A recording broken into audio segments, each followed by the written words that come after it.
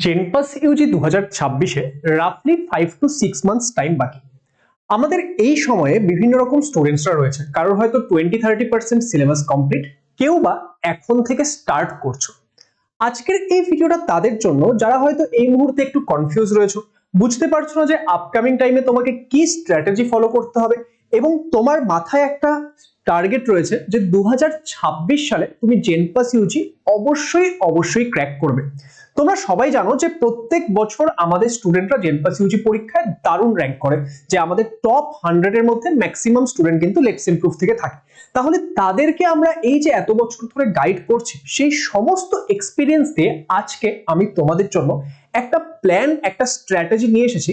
নতুন বছর আসছে, সেই নতুন বছরে তুমি যদি এই স্ট্র্যাটেজি ফলো করো এবং তুমি যদি নিজের যে গোল, সেই গোলের প্রতি ট্রুথফুল থাকো, তাহলে তুমিও পারবে 2026 সালে জেনপাস ইউজি ক্র্যাক করতে। তাহলে চলো আজকের এই ভিডিওটি স্টার্ট করা যাক। সেখানে যেই বিষয়গুলো বলবো সেগুলো একটা জায়গায় নোট ডাউন করে নাও এবং পুরো যেইভাবে বলছি সেইভাবে ফলো করে যাও, দেখবে তুমিও সাকসেসফুল হতে পারবে। যারা চ্যানেলটি সাবস্ক্রাইব করোনি অবশ্যই সাবস্ক্রাইব করে নেবে। দেখো, সবার প্রথমে একটা কথা বলি যে তোমরা বিভিন্ন রকমের স্টুডেন্ট রয়েছে, কারোর হয়তো 20-30% সিলেবাস কমপ্লিট, কেউ হয়তো জাস্ট এক্ষুনি স্টার্ট করছো। তো তোমাদের স্টার্টিং পয়েন্টটা ডিফারেন্ট হতে পারে, কিন্তু সবার গোল কিন্তু একটাই। সবার প্রথমে একটা মিথ ভেঙে দিই যে তুমি যদি ভাবছো আমি এখন থেকে স্টার্ট করছি মানে আমি জুন মাসে গিয়ে কমপ্লিট করব, সেটা কিন্তু নয়। তোমাদের দুজনকেই মাথায় রাখতে হবে যে আমাদের যে সিলেবাস সেটা কিন্তু by the end of March তোমাকে কমপ্লিট করতে হবে। তুমি 20-30% থাকো বা তুমি স্টার্টিং এখন থেকে করো, ইয়েস, যারা এখন স্টার্ট করছো তাদের জন্য এটা একটু চ্যালেঞ্জিং হবে, কিন্তু তুমি যদি প্রপার ডিসিপ্লিনের আন্ডারে থাকো এন্ড প্রপার যদি তুমি মাইন্ডসেট নিয়ে চলো, তাহলে এটা কিন্তু কঠিন কাজ নয়, তুমিও করতে পারবে। কিভাবে করবে সেটা বলো। এবার তাহলে এই মুহূর্তে সবার প্রথম যেটা বিষয়, আমাদের জানুয়ারি টু মার্চ এই টাইমটায় আমরা কি করব, এই টাইমটায় আমাদের যে সোল টার্গেট সেটা হচ্ছে আমাদের সিলেবাসটাকে কমপ্লিট করা। এবার দেখো, জেনপাস ইউজি পরীক্ষায় আমাদের 5টা সাবজেক্ট রয়েছে। আমি তোমাদের বারবার বলেছি যে ফিজিক্স কেমিস্ট্রিটা একটু চাইলে তোমরা সিলেক্টিভ উপায়ে পড়তে পারো, পুরো সিলেবাস না পড়লেও চলবে, তোমরা সিলেক্টিভ উপায়ে পড়াশোনা করতে পারো। কিন্তু আমাদের ইংলিশ, লজিক্যাল রিজনিং, বায়োলজি সেটা তোমাদেরকে 100% কমপ্লিট করতে হবে। তার কারণ এই তিনটে সাবজেক্ট কিন্তু তোমার যে স্কোর, সেই স্কোরটাকে ইনক্রিজ করতে প্রচুর পরিমাণে হেল্প করবে। এগুলো যেমন স্কোরিং সাবজেক্ট তেমন time saving subject. Yes, logical reasoning একটু টাইম কনজিউম করে। আচ্ছা, এবার এখানে দেখো, তোমার উইকলি একটা ফর্মুলা যেটা তুমি ফলো করবে সেটা কি, যে তুমি 5 দিন নতুন চ্যাপ্টার্স পড়বে, ঠিক আছে, এন্ড সপ্তাহে বাকি যে দুদিন, সেই দুদিনের মধ্যে একদিন রাখবে তুমি সেই সপ্তাহে যা যা পড়লে সেগুলো রিভিশন করার জন্য, আর একদিন তুমি কিসের জন্য রাখবে, একদিন তুমি রাখবে যে এমসিকিউ প্র্যাকটিস করার জন্য বা মক টেস্ট দেওয়ার জন্য। এইভাবে করে তোমরা রাখবে। এবার তোমরা অনেকেই আমাদের ব্যাচে রয়েছে, তারা বলবে স্যার আমাদের তো রোজ ক্লাস আছে। তাহলে রোজ ক্লাস থাকলেও দেখো, তোমরা কি করবে, যে সপ্তাহের প্রথম 5টা দিন, ধরে নাও তোমরা সোমবার থেকে শুক্রবার রোজ নতুন চ্যাপ্টার পড়লে, বাকি যে 2 দিন, সেই 2 দিন কি করবে, শুধুমাত্র ক্লাসের টাইমে ক্লাসটা অ্যাটেন্ড করলে। বাকি টাইমগুলোতে তোমরা এই যে আমি এই জিনিসটা বললাম, এই জিনিসটা তোমরা ফলো করবে। এবার অনেকে বলবে স্যার আমি যদি শনি রবিবার করতে না পারি, দেখো তুমি তোমার মতো করে সাজাও।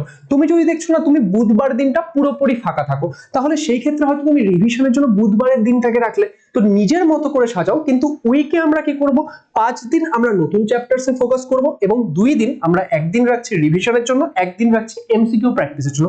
সেখানে আমরা সমস্ত সাবজেক্টকে এক্ষেত্রে নিয়ে চলবো। এবার দেখো, 2 রকমের স্টুডেন্ট রয়েছে, যারা ড্রপার্স রয়েছে, আবার অনেকে কি রয়েছে ক্লাস 12-এ এই মুহূর্তে পড়ছে। তো যারা ড্রপার্স রয়েছে তাদের জন্য একটা তোমরা রিচুয়াল বানিয়ে নাও যে ডেইলি তোমাদেরকে English and logical reasoning practice করতে হবে। আধা ঘন্টা করো, কিন্তু করতে হবে। সিমিলারলি যারা ক্লাস 12-এর স্টুডেন্ট, যারা এখন থেকে জেনপাস ইউজি প্রিপারেশন স্টার্ট করে দিয়েছো, তারাও চেষ্টা করো ডেইলি এটা করার। হ্যাঁ, তোমাদের কাছে যদি তোমরা ডেইলি 1 ঘন্টা দিতে না পারছো, তোমরা 15-20 মিনিটস করে দাও, কিন্তু ডেইলি এই যে এই প্র্যাকটিসটা করে যাও। কারণ এই দুটো সাবজেক্ট রেগুলার প্র্যাকটিস করলে জেনপাস ইউজি পরীক্ষায় তোমার র্যাঙ্কটা এমনিতেই অনেকটা এগিয়ে যাবে। তার সাথে যারা ড্রপার রয়েছে, দেখো তোমাদের যে সাবজেক্টগুলো রয়েছে তার মধ্যে থেকে একটা প্রাইমারি সাবজেক্ট দিয়ে নাও।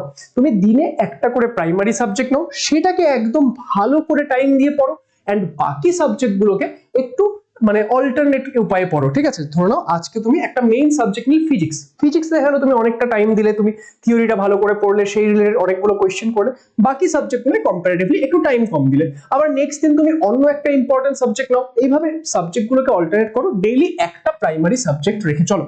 এন্ড সিমিলারলি ক্লাস 12 দেখো তোমাদের সেমিস্টার 4 আসছে আর মাত্র 50 দিনের মধ্যে। ক্লাস 12 এর সেমিস্টার 4 এর জন্য আমাদের লেটস ইমপ্রুভ মেইন চ্যানেলে একটা নতুন সিরিজ স্টার্ট হচ্ছে, কমপ্লিটলি ফ্রি, তোমরা সেটা কিন্তু অবশ্যই ফলো করো। কিন্তু জেনপাসের জন্য এই মুহূর্তে কি করতে হবে, তোমাদেরকে কিন্তু প্যারালাল প্রিপারেশন করতে হবে।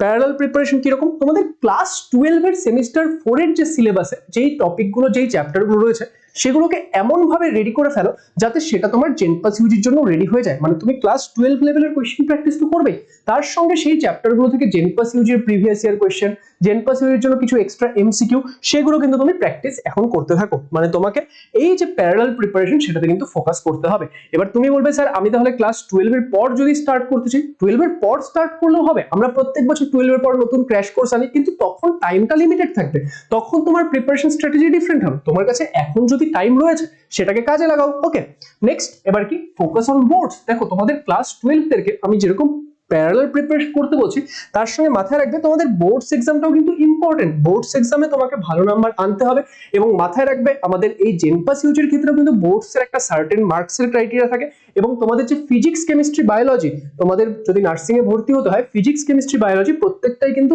থিওরি এবং প্র্যাকটিক্যাল আলাদা আলাদা করে পাস হতে হবে। তো সেই জন্য খুব ভালো করে বোর্ডসেও কিন্তু ফোকাস করতে হবে। তাহলে এটা হচ্ছে যে জানুয়ারি টু মার্চ আমরা কি করছি। হ্যাঁ, বাই দ্য ওয়ে, তোমাদের ক্লাস 12 এ যারা রয়েছে তাদের ফেব্রুয়ারিতে তো শেষ হয়ে যাচ্ছে, মোটামুটি 23-24 এর মধ্যে সবারই ক্লাস 12 এর এক্সাম শেষ, তারপর তোমরা পুরোপুরি জেনপাসে ফোকাস করতে পারছো। নেক্সট, আচ্ছা এখানে একটা কথা বলে দিই, আমাদের যে জেনপাস ইউজি 2026 এর কোর্স এবং এএনএমজিএনএম 2026 এর কোর্স, দুটোতেই কিন্তু এই মুহূর্তে উইন্টার অফার চলছে। যে তোমরা জেনপাস ইউজি অ্যাভেঞ্জার্স ব্যাচ জাস্ট 2499 এ পেয়ে যাচ্ছ, এবং এএনএমজিএনএম এর টার্গেট ব্যাচ 1399 এ পেয়ে যাচ্ছ। যারা এখনো ব্যাচে এনরোল করোনি, লেটস ইমপ্রুভ অ্যাপে গিয়ে এনরোল করো, কারণ this is the best platform যেখান থেকে তুমি জেনপাস ইউজি বা এএনএমজিএনএম এর প্রিপারেশন করতে পারবে। নেক্সট কথা, নেক্সট আমাদের কি রয়েছে, ব্যাকলগ হ্যান্ডেল করা। যারা ধরো একটু লেট স্টার্ট করছো, ঠিক আছে, বা যারা ধরো এখন গিয়ে ব্যাচে জয়েন করছো, সেখানে তো কিছুটা সিলেবাস পড়া হয়ে গেছে, তাহলে তুমি কি করে করবে?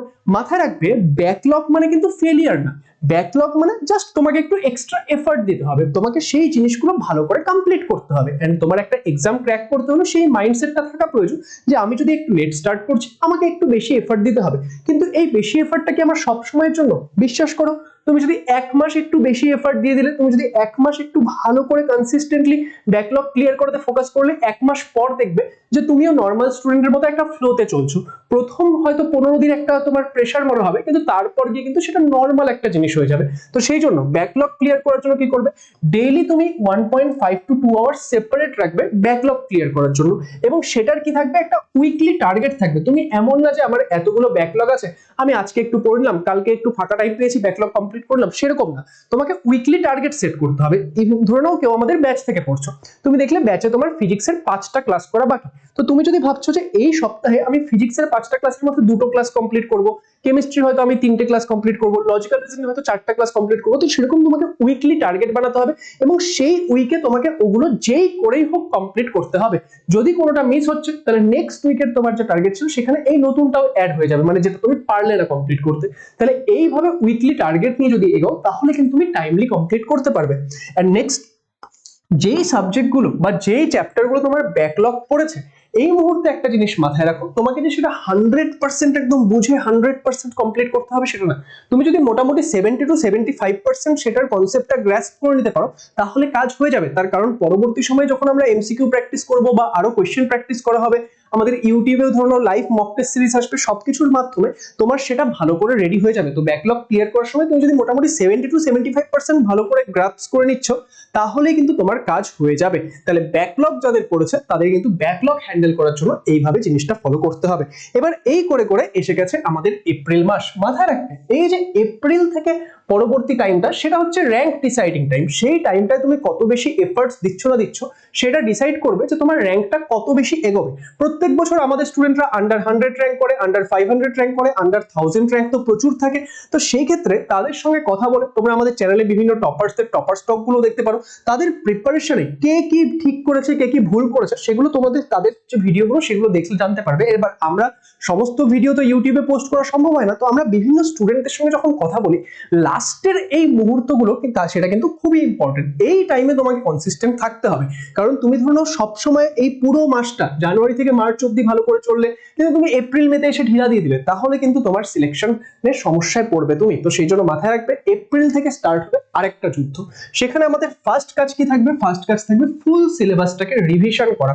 এবং এই ফুল সিলেবাস রিভিশন করতে করতে দেখো, এখন যখন তোমরা বিভিন্ন চ্যাপ্টার গুলো পড়ছো, তোমরা জানো আমাদের অ্যাপে একটা চ্যাপ্টার শেষ হওয়ার পর সেটার মক টেস্ট চলে আসে। তো সেই টপিক ওয়াইজ মক টেস্ট গুলো কিন্তু এখন দেওয়া স্টার্ট করে দাও। অনেকে কি করে, অনেকে জেনপাস ইউজি পরীক্ষায় গিয়ে প্রথমবারের জন্য মক টেস্ট দেয়, সেটা কিন্তু ডিজাস্টার হয়ে যাবে। তোমাকে মক টেস্ট এখন থেকে স্টার্ট করতে হবে, টপিক ওয়াইজ মক টেস্ট দেওয়া স্টার্ট করো।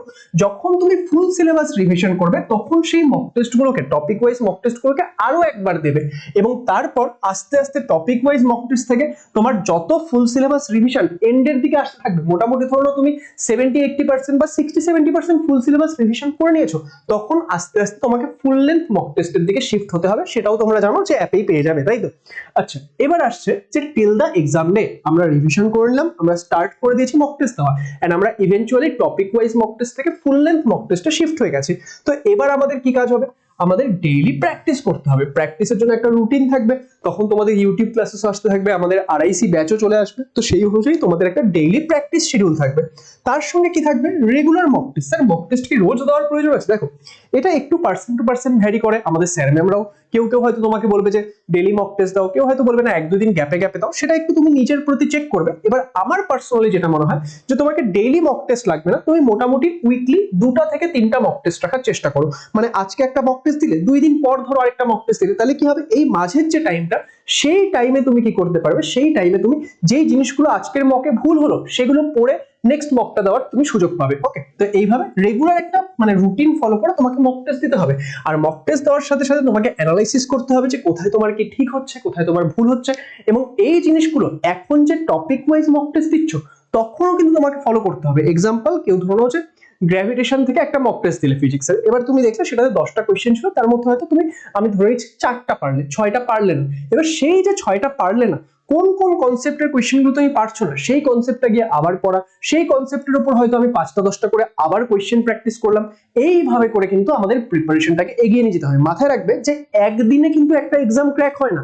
তুমি এই যে ছোট ছোট এফার্ট গুলো দেবে, সেটাই আলটিমেটলি গিয়ে তোমাকে বেস্ট বানাবে। তো সেই বেস্ট হওয়ার জন্য তোমাকে এফার্টস তো দিতে হবে। এবার নেক্সট যেটা কথা মাথায় রাখবে, যে তুমি এই যে স্ট্র্যাটেজি শুনে নিলে, এই স্ট্র্যাটেজি শুনে নিয়ে তুমি হয়তো সেটা খাতায়ও লিখে নিলে, কিন্তু একটা নোটবুকের মধ্যে স্ট্র্যাটেজি থাকলে কিন্তু কাজ হবে না।